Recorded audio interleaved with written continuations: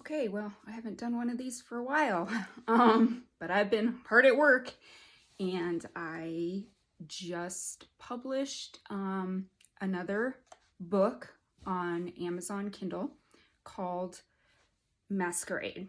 So I figured I would do a reading selection from that one. But before I do that, I want to give like a little bit of background on this particular story. This is the original short story, Masquerade. Yes, pink folder and all. I had this as my entry in 1997 when I was a senior for the Young Authors Contest. I'd been writing kind of seriously, actually, since I was 11 years old. You know, in elementary school, like the teachers make you do young authors. So by the time I got into middle school, I wanted to actually keep entering on my own. And throughout all of middle school and high school, I would get like second, third, honorable mention. Even one year I got like an illustration award, which was weird because they didn't actually do that at the time. But senior year rolled around. It was my last time to do young authors, and I hadn't written anything. So like the weekend before the entries were due, I sat down at my kitchen table in front of my handy dandy electric typewriter.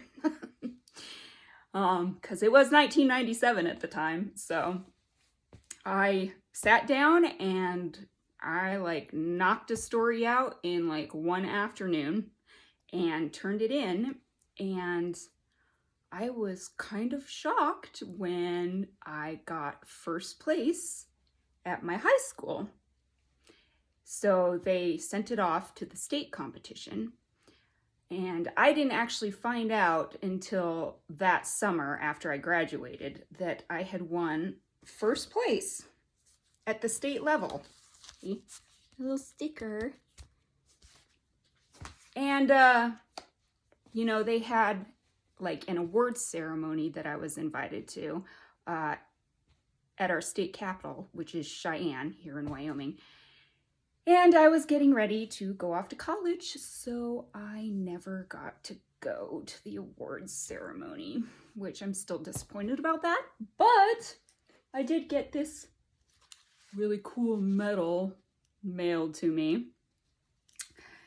Anyway, fast forward, I was in college. I was taking a creative writing course, and I had to turn in a story. So I had some good luck with Masquerade, so I went ahead and turned it in, and I got it back with a note from my professor. I got an A, and the note just read, "This is publishable." And that was like the first time with this story that I felt like I was kind of good at something and that maybe I could actually pursue this and be serious about making it a career. So, like fast forward 20 some odd years later, and I finally decided to take my professor's advice and get it published. So, long story short there, or short story long. Let's see, I'll go ahead and get into this. I'll read a description of the book, and then I'm going to do a selection from chapter 2. Okay, Masquerade by J. Eva Lee.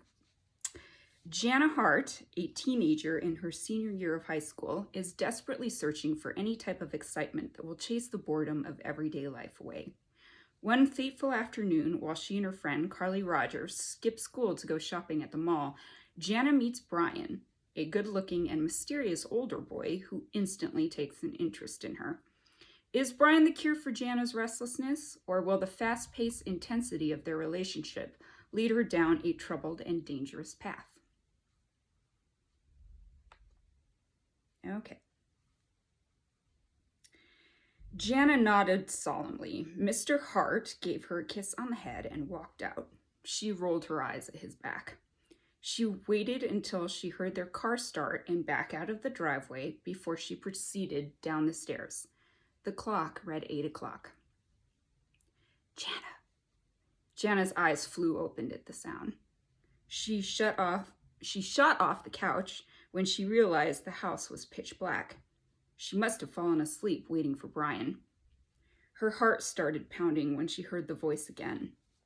She unsteadily got to her feet and reached to turn on the lamp beside the couch. The clock on the wall revealed it was 9:30. Boo! Jana couldn't help but let a scream escape as a figure jumped out from behind the sofa. Brian started laughing as she stumbled backward. Oh my God, she yelled, fury overtaking her. How did you get in?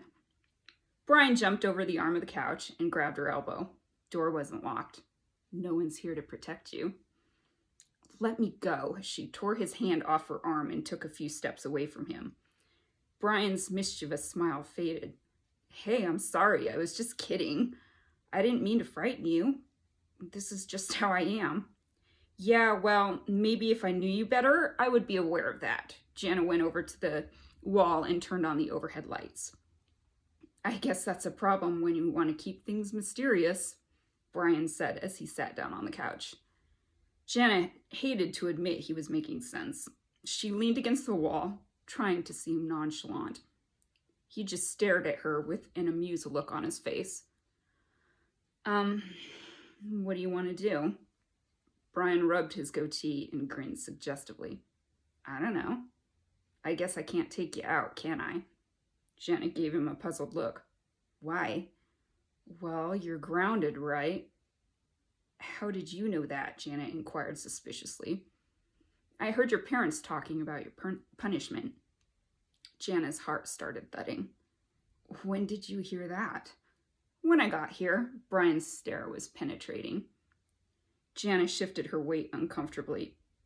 But they left around 8 o'clock. I know. Jana felt the hair on her neck start to stand up. You were here all that time and I didn't know it? Brian shrugged, still intently watching her reaction. I just watched you sleep. Jana began moving toward the door. Okay, you're really freaking me out. Are you just messing with me or what? Brian broke the tension with a laugh and stood up. Hey, chill, all right? I'm not the boogeyman or anything. I just like doing things a little different. That's what draws you to me, isn't it? Jana put her hands up on her hips. I don't even know you. Brian walked over to her and grasped her arms again before she could move away from him. Then get to know me. Before she knew what was happening, he kissed her. Her first impulse was to push him away and run, but his lips pressed insistently against hers. A new sensation overcame her.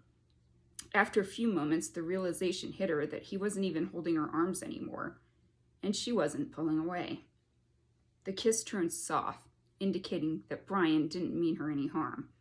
The smell of his cologne was invading her senses, and his facial hair was tickling her chin in a pretty pleasant way. Brian backed up and looked into her eyes for acceptance. You do like going fast, don't you? Jana muttered, more to herself than to him. Obviously you do too. There's nothing wrong with that. Brian leaned his head against hers. His breath was hot against her face. I don't even know your last name, Jana whispered as he put his arms around her. I know, was all he said. Then his lips met hers again. Okay, so Masquerade is available on Amazon. You can just go to Amazon.com, and in the search bar, you can put Masquerade, J. Eva Lee, and a list of books will come up, and mine should be right at the top. So it's available for download as an ebook right now for $5.99.